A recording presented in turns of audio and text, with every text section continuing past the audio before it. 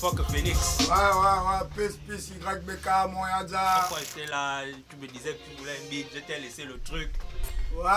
Final, tu m'as dit que ça t'a inspiré, tu m'as rappelé que non, man, viens déjà et tout, parce que là, finalement, ça a donné quoi?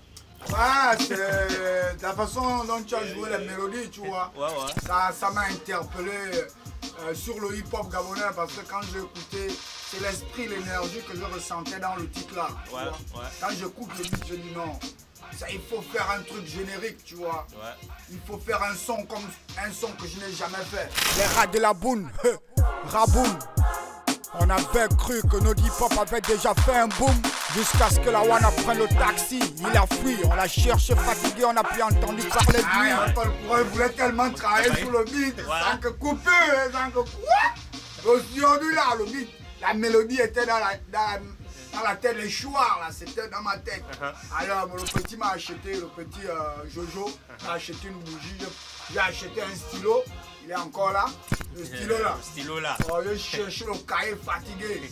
J'ai commencé à écrire et ça a donné le titre documentaire. Ouais, le titre documentaire.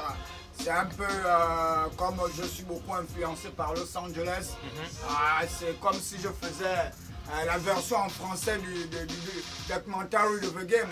Donc tu disais que le son t'a inspiré un titre documentaire dans lequel tu retraces tout ce que tu as pu voir dans tes 20 ans de carrière. Ouais, dans le hip-hop, puisque moi je suis quand même, je peux me considérer comme un vieux de la vieille parce que je suis de ces rares rappeurs gabonais qui connaissent l'histoire du rap gabonais.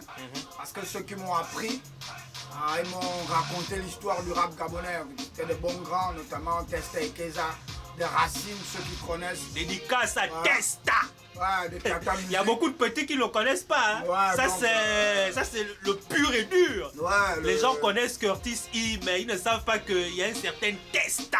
Notamment Testa qui a travaillé sur l'album, le premier album de Curtis E, Nègre Hystérique. Nègre Hystérique, ouais. L'album était enregistré à ma panne record, donc ceux qui vont écouter le titre, c'est pour vous dire que je sais de quoi je parle.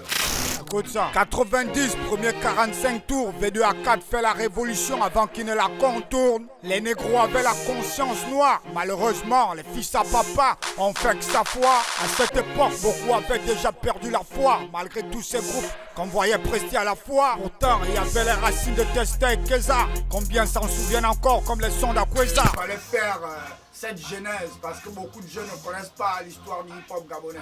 Et ne comprennent pas pourquoi la musique gabonaise ne décolle pas. Parce qu'il y a eu des problèmes. On a eu tout dans le hip-hop gabonais. Mais jusqu'à aujourd'hui, le hip-hop gabonais n'a pas décollé. Et pourtant, le hip-hop gabonais jadis était le meilleur rap africain. On avait le meilleur rap, on avait la meilleure culture hip-hop. En 90, on a eu le premier 45 tours, comme j'ai démarré mon titre. Donc, j'étais obligé de faire un titre comme ça, où je parlais du hip-hop, je parle juste du hip-hop gabonais. Donc, si tu veux connaître des choses sur le hip-hop gabonais, tu vas écouter ce titre. On te laisse déguster un peu le titre de documentaire.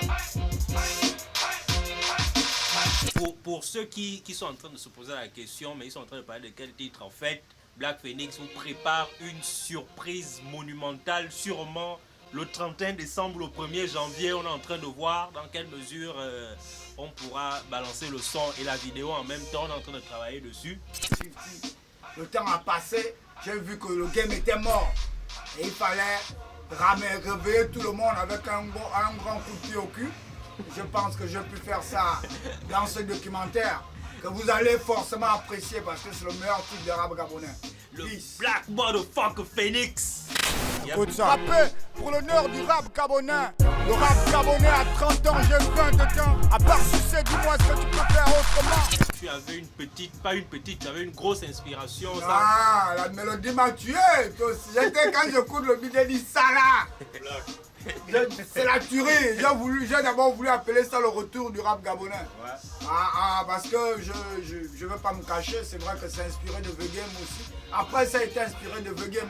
Ouais. Mais en principe c'était inspiré du truc de Kerry James, le retour du rap français quand j'ai écouté la musique. Ouais.